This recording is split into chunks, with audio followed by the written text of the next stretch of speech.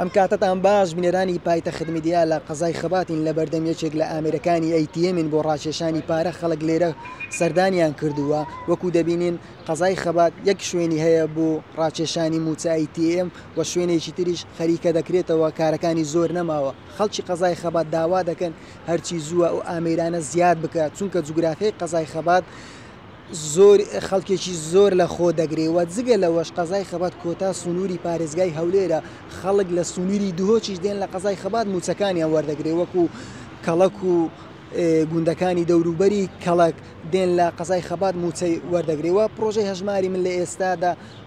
خەڵکێکی زۆر سوودمەند بووە لەو پرۆژەیە دەمەوێت ئامارەکانتان بۆ بخەمە ڕوو 735,000 کەس تۆمار کراوە لە پرۆژەی هەژماری من وە 419,000 کارت تا ئێستا دابەش کراوە 580 ئامێری ئەیتیەم لە 200 شوێنی جیاواز دانراوە 365,000 کەس لە ڕێگای ئامێرەکانی ئەیتیەم موچەکانیان وەردەگرن وەکو دیارە لە پشتمەوەی دەبینن قەزای خەبات تا خەڵکی موچەکانیان وەردەگرن بە بێبوونی هیچ گرفتەیەک جار بەجار قەڵەباڵغی وا دروست دەبێت چونکە لێرە ئامێرەکانی ئەیتیەمن کەمن وەکو گوتم